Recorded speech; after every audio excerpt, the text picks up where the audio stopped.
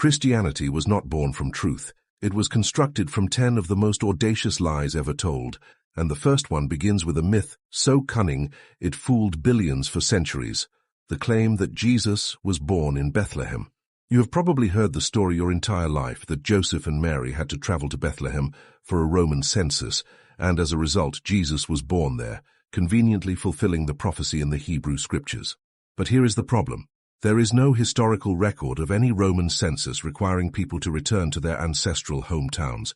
That idea is not just unusual, it is unprecedented, illogical, and entirely inconsistent with how Roman censuses actually worked. Romans taxed and counted people where they lived, not where their ancestors once lived 1,000 years earlier. So why invent such a bizarre premise? Because the Hebrew prophecy in the book of Micah said the Messiah would be born in Bethlehem. That prophecy was well known by first-century Jews and early Christian authors. But if Jesus was from Nazareth, as everyone seemed to agree, then the story needed to be twisted to match the prophecy, and that is exactly what the Gospels of Matthew and Luke attempted to do, each fabricating different and conflicting stories to get Mary to Bethlehem. But ask yourself this, if Jesus was really born in Bethlehem, why do the earliest Gospel, Mark, and even Paul, the earliest Christian writer, never mention it? Paul, writing only 20 years after Jesus supposedly lived, never says a word about Bethlehem. He never says Jesus was born of a virgin either. That entire narrative was added later. This brings us to lie number 2, the fabricated genealogies of Jesus. The Gospel of Matthew gives a genealogy that runs through David's son Solomon, while Luke gives an entirely different one through David's son Nathan. Not only that, but they contradict each other on virtually every generation between David and Jesus. Some defenders say one genealogy is for Mary, the other for Joseph, but the texts both clearly state they are for Joseph. And here lies the core contradiction. If Jesus was born of a virgin, then Joseph's lineage would be meaningless to Jesus' divine bloodline. Yet the evangelists go to great lengths to prove Joseph was descended from David, as if that somehow made Jesus the legal heir. But if Jesus had no biological father, he could not inherit anything from Joseph. This theological contradiction was so messy, it should have unraveled the entire narrative. And yet, instead of asking hard questions, most people just absorbed the tale without ever noticing how completely illogical it was. But it gets worse, because lie number 3 is perhaps the most pivotal of all, the virgin birth itself. Christians have been told for centuries that Isaiah prophesied a virgin would give birth to the Messiah, but that is a mistranslation. The Hebrew word used in Isaiah is alma, which simply means young woman, not virgin. When the Hebrew Bible was translated into Greek centuries later, the version called the Septuagint, the word was incorrectly translated as parthenos, which can mean virgin. And that mistranslation, that single word error, was used as the foundation for one of the most defining doctrines in all of Christianity. Think about that. A mistranslation of a single word was used to invent the virgin birth of Jesus, a concept so central to the Christian faith that questioning it is considered heresy in many circles. And yet, the original Hebrew text never said anything about a virgin. What does it mean when the most sacred miracle of Jesus' origin story, the claim that his mother was a virgin, is built not on history, not on biology, not even on prophecy, but on a translator's error? And why did the Gospel of Mark, the earliest one written, never mention a virgin birth at all? Because it had not been invented yet. That is right. The earliest Gospel authors never even claimed Jesus was born of a virgin. That story appears only in Matthew and Luke, which were written decades later, and they do not even agree on the details. Matthew says Joseph wanted to divorce Mary quietly. Luke says he never doubted her at all. These are not just harmless inconsistencies. These are contradictions that undermine the credibility of the most critical claims in the entire faith. Ask yourself, would the truth need so much creative editing? Would the truth need to contradict itself at every turn? Would the truth need to fabricate a travel scenario, invent a census, mistranslate a prophecy, and splice together 2 irreconcilable genealogies just to make the pieces fit? Or is it more likely that these were the efforts of storytellers trying to make their character fulfill ancient expectations, retrofitting their theology into the mold of Jewish messianic prophecy to win over skeptical converts? And if the earliest Christians were already this willing to invent, what else were they capable of creating later on? What began as a movement of apocalyptic preachers evolved into a full-blown religion with carefully curated stories and doctrines. But the lies that built Christianity did not stop at the birth of Jesus. They only got more dramatic from there. If the foundation is false, how strong can the structure truly be? We have only just begun uncovering the historical fabrications that propped up the greatest story ever sold. The virgin birth, the genealogies, and the journey to Bethlehem are not sacred facts. They are literary tools, narrative inventions, and theological traps designed to deceive the masses and solidify control. You were not told these stories so you could ask questions. You were told them so you would stop thinking. But today we break that spell, and once you see how it started, you will never be able to unsee what comes next. Because these are just the first 3 lies in a web of 10, and what follows will shake the very core of Christian history. If the birth story was already a calculated lie, then what about the rest of Jesus' life? Why does it vanish from history? Lie number 4 is perhaps the most deafening silence in the entire historical record. The idea that Jesus, this miracle-performing, crowd-drawing, temple-flipping figure who allegedly attracted thousands and shook the foundations of Jewish and Roman power, left behind no contemporary historical trace whatsoever. Not one word, not one mention, not a single sentence written during his lifetime by anyone.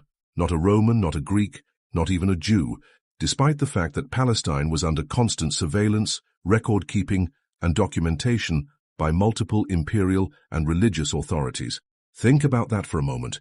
We have detailed records about obscure peasant uprisings, minor Jewish prophets and political prisoners from the 1st century, but nothing about the man who supposedly fed 5,000 people with a few loaves of bread and raised the dead in public view.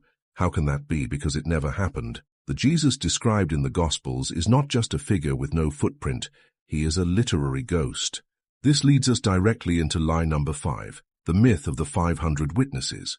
In Paul's first letter to the Corinthians, written around the year 55, he makes a bold claim that over 500 people saw the resurrected Jesus. That sounds impressive, even definitive. But who were they? Where are their names? Where are their accounts?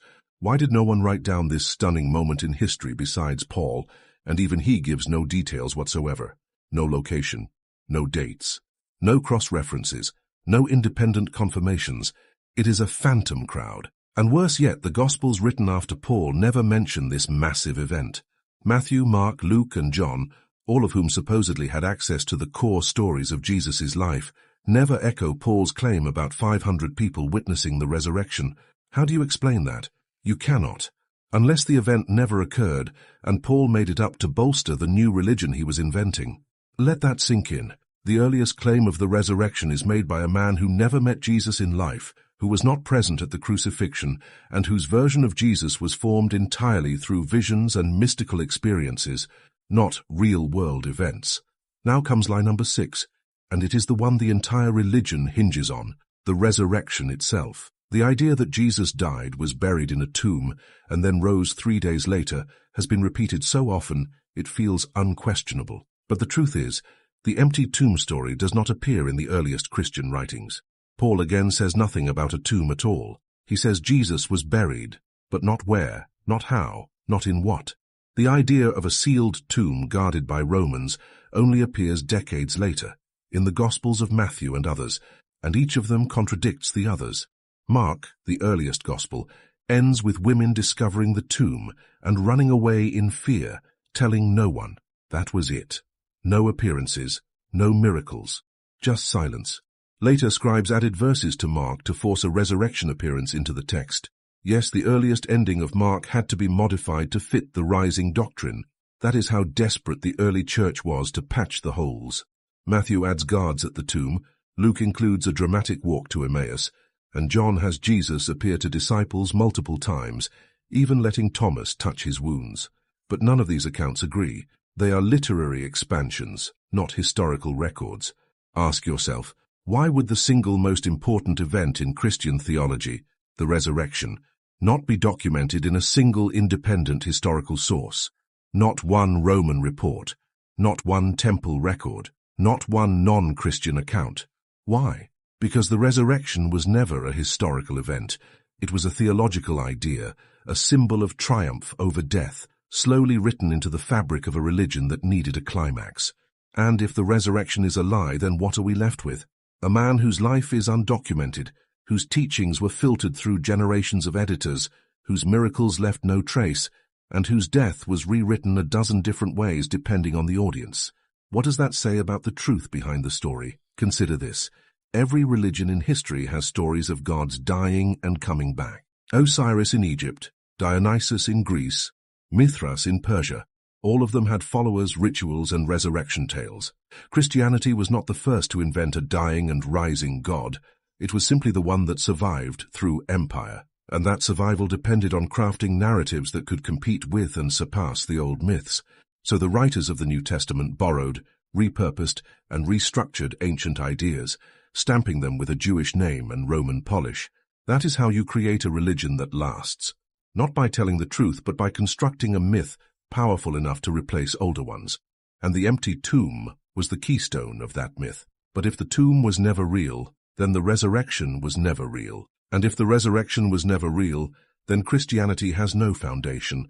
That is not just controversial, it is catastrophic for everything believers have been taught to place their trust in. Do not mistake the power of the story for the truth of history. A story can move hearts, change lives, even build civilizations. But it can also deceive, and when that story is repeated over and over, in every church, every Bible class, every holiday sermon, it becomes not just a tale, it becomes a prison of belief. You were told Jesus rose because it gave you hope, but the people who wrote those stories did it because it gave them power. And that power was never meant to free you, it was meant to control you. What would happen if that control collapsed? What would society look like if the most sacred event in Western religious tradition turned out to be nothing but smoke and scripture? We are only halfway through, and already the lies are unraveling faster than anyone wants to admit. If you feel that discomfort in your chest right now, that gnawing question that will not go away, that is the sound of truth finally knocking. Do not close the door. The next lies are even more devastating. If the resurrection never happened, then why did so many people believe it? Why were the Gospels written at all? And why do they tell us the same story, more or less, if it was all just made up? That brings us to lie number 7, the myth that the Gospels were written by eyewitnesses. For most Christians over the age of 50, the idea that Matthew, Mark, Luke, and John personally knew Jesus, or at least knew people who did, has been drilled in so deep it feels like a fact. But it is not. It is a lie. None of the Gospels are signed. None of them claim authorship in their original versions. The names were added later by church tradition, decades after the texts were first circulated. That means no one really knows who wrote the Gospels, and worse, whoever did write them was not there. Biblical scholars across the spectrum, from conservative to secular, agree that the Gospels were written between 40 and 70 years after the events they describe. That is 2 full generations of telephone game storytelling, political reinterpretation, and theological reshaping. And there is more. The Gospel of Mark, believed to be the first written, does not even include a full resurrection narrative in its earliest manuscripts. The original ending of Mark stops at chapter 16, verse 8, with women fleeing the empty tomb and telling no one what they saw. No risen Jesus, no appearances, no instructions. That was the end. It was only later scribes who added the rest, splicing in resurrection scenes borrowed from the other Gospels. Does that sound like eyewitness testimony? Or does it sound like literary editing designed to align the narrative with evolving doctrine? Now consider this. If Matthew and Luke had access to Mark, as most scholars believe, why do they contradict Mark and each other so often? One says Jesus' first sermon was on a mountaintop, the other says it was on a plain. One says Jesus was born during the reign of Herod the Great, the other says during the census of Quirinius, which occurred 10 years later. One says Jesus' last words were, "Father, forgive them, for they know not what they do." Another says, my God, why have you forsaken me?" Yet another says, "It is finished." How can the most sacred moment in Christian history, Jesus' final breath, have 3 completely different versions, all allegedly remembered by faithful followers? The answer is simple. They were not remembered. They were invented, crafted, tailored to fit different audiences. Matthew writes for Jews, so he emphasizes prophecy fulfillment. Luke writes for Gentiles, so he softens Jewish law and adds more compassion. John writes last, and his Jesus sounds like a cosmic being rather than a man. The difference is not just stylistic, it is theological. Jesus evolves from a humble preacher in Mark to a God walking among men in John. That is not eyewitness memory. That is mythological inflation. And this brings us to lie number 8, the contradictions in the Passion narratives. If Jesus' trial and crucifixion were real, historical events, they should be the most consistent accounts in the Bible, but they are not. Each gospel disagrees on major details. In Matthew, Judas throws the silver back and hangs himself. In Acts, written by the same author as Luke, Judas buys a field and falls headlong, spilling his intestines. In one version, the 2 thieves crucified with Jesus both mock him. In another, one repents and goes to paradise. The timeline of the crucifixion also shifts. John says Jesus was crucified the day before Passover. The others say it was on Passover itself. These are not small differences. They are timeline-altering contradictions that destroy any claim of factual reliability. Would eyewitnesses contradict each other on something as enormous as the hour their teacher died? Would they forget which day it happened? Or who was there? Or what he said with his final breath? Of course not. But anonymous authors writing decades later for different communities might very well insert their own versions of the story to make theological points. And that is exactly what we see. These are not historical records. They are religious propaganda. And once you understand that, the entire house of cards begins to collapse, because the cross was not just an execution, it was a symbol, and symbols can be reshaped, remixed, and reused to control the emotions of an audience. Ask yourself this: why does Jesus in John carry his own cross proudly, while in the others he stumbles and needs help? Why does John emphasize Jesus' divinity at the cross, while Mark focuses on his humanity and abandonment? These are not accidental discrepancies. They are deliberate rewrites, layered onto the story to match evolving dogmas. The Jesus of John is not the same as the Jesus of Mark. They are 2 different characters, shaped by different theological needs. And that should terrify anyone who ever believed these stories were inspired by the same God, because a divine truth does not need revision. A divine truth does not change shape based on who is listening. A divine truth does not contradict itself across 4 versions. But a man-made myth does, over and over again. If you are feeling the weight of these contradictions, it is because you are finally seeing what so many were never allowed to examine, that the Passion story, the trial, the betrayal, the crucifixion, and even the resurrection was never preserved as a sacred record. It was rewritten, edited, and customized to keep believers loyal and afraid to ask questions. If this does not disturb you, read those chapters again, side by side. Look for the differences. Count how many timelines break. Watch how the words change, the actions shift, the characters disappear or transform. This is not how history behaves. This is how fiction grows. Each edit, each contradiction, each retelling was another layer of the lie. And beneath all of it lies a truth so dangerous, so undeniable, that churches dare not speak it. The story of Jesus was never about truth. It was about control. And now that you have seen it, you can never unsee it. If the life, death, and resurrection of Jesus were rewritten, reshaped, and riddled with contradictions, then what kept the myth alive long enough to become an empire-spanning religion? That leads us directly into lie number 9, the myth of the early Christian martyrs. You have probably heard that the earliest followers of Jesus were so convinced of his resurrection, so unwavering in their faith, that they willingly faced torture, lions, fire, and crucifixion rather than deny their beliefs. That emotional image of brave men and women dying for Christ has been used for centuries to validate the faith. After all, who would die for a lie?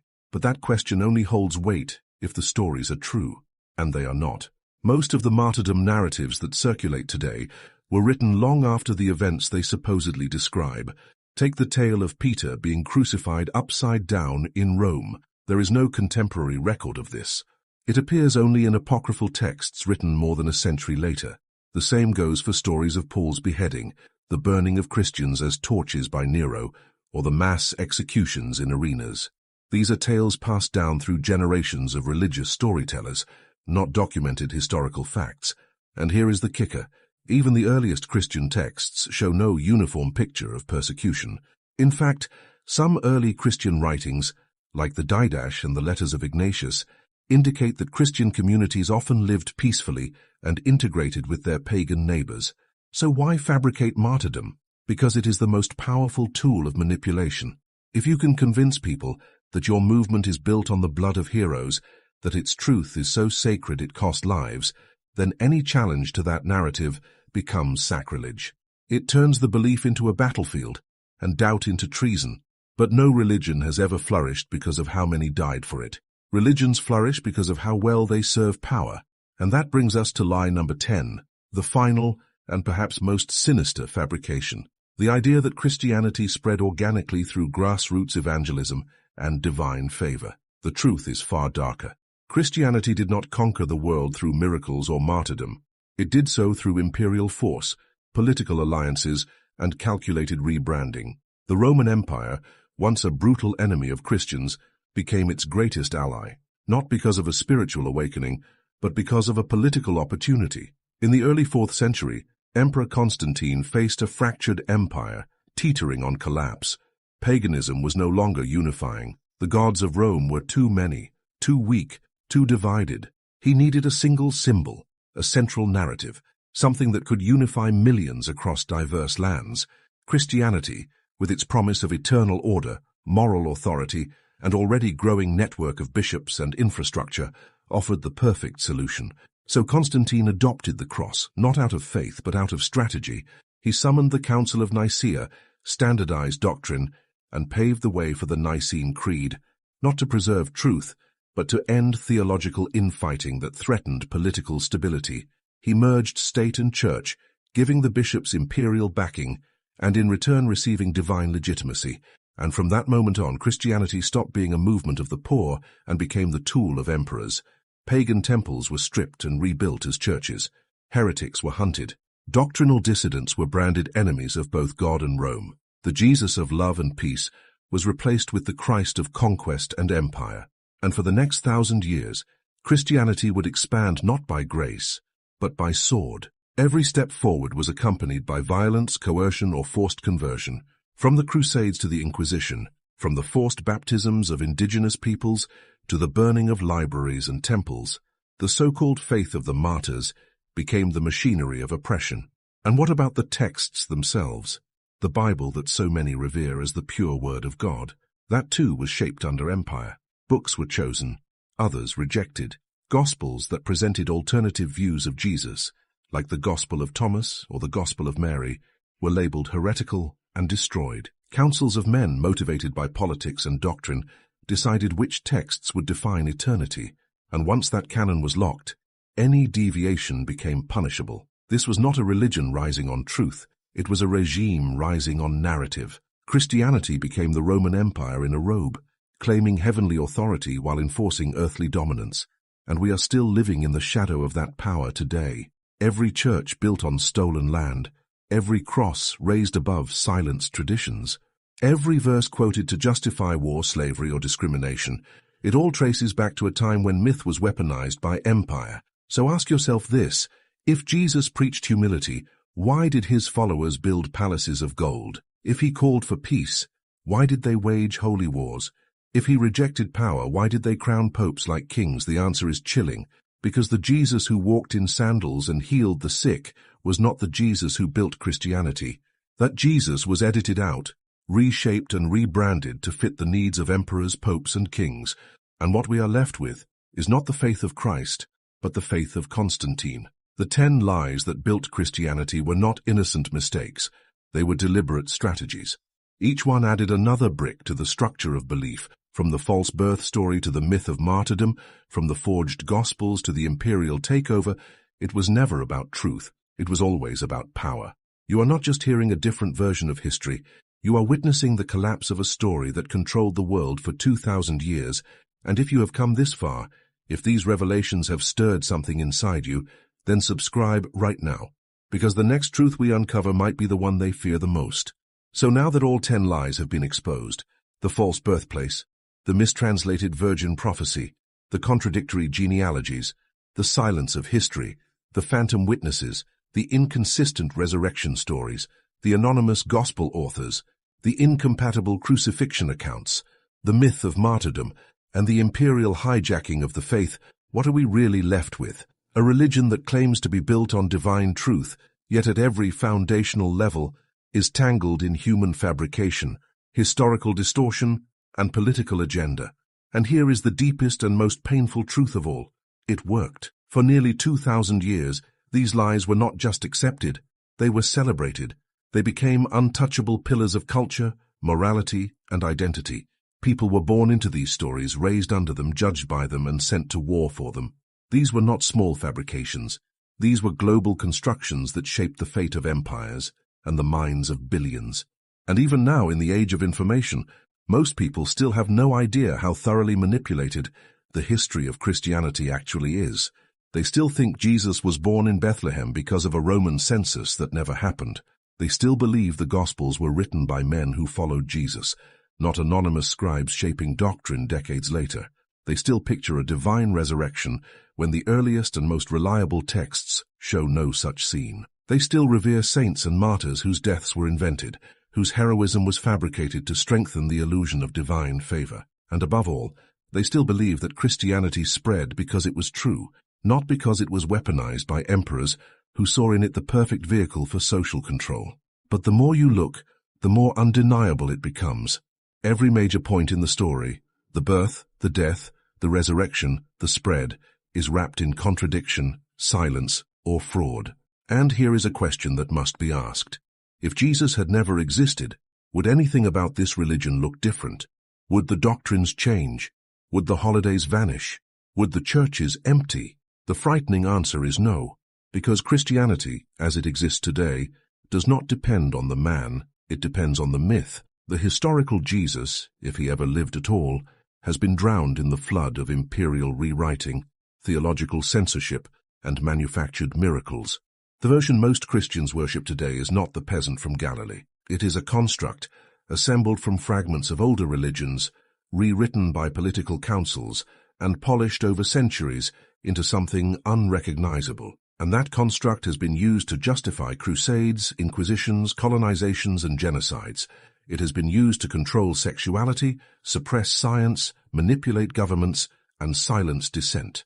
That is not the legacy of a truth. That is the legacy of an empire disguised as faith. And here is the final reflection. If these 10 lies built Christianity, what does it say about the institutions still standing on them? What does it mean for the billions of people whose entire worldview is rooted in a narrative so thoroughly falsified? What does it mean for you? Maybe you feel shaken. Maybe you feel angry. Or maybe, for the first time, you feel free. Because when you tear down a lie, what you are left with is space for truth. Real truth. Not the kind that needs to be enforced by fear, dogma, or tradition. The kind that invites questions. The kind that welcomes doubt. The kind that grows. And if you have stayed with me through every one of these revelations, then you already know this is not just about Christianity. It is about power. It is about how easily people are controlled when they are handed a sacred story and told never to question it. It is about how myths become prisons, and how truth, real, raw, uncomfortable truth, is the only key that can open the door. So here is that key. Use it. Re-examine everything you were told. Look at the dates. Read the early texts. Trace the contradictions. Watch how theology was rewritten to match empire, and then decide for yourself. Do you want to keep living in the shadow of a lie, or do you want to step into the light of what is real? Because this is not the end of the story. It is the beginning of a new one where history is not owned by religion, one where you get to choose what to believe, and if you are ready to keep unmasking the greatest stories never told, then subscribe now, because this was just the first truth they hid, and there are many, many more.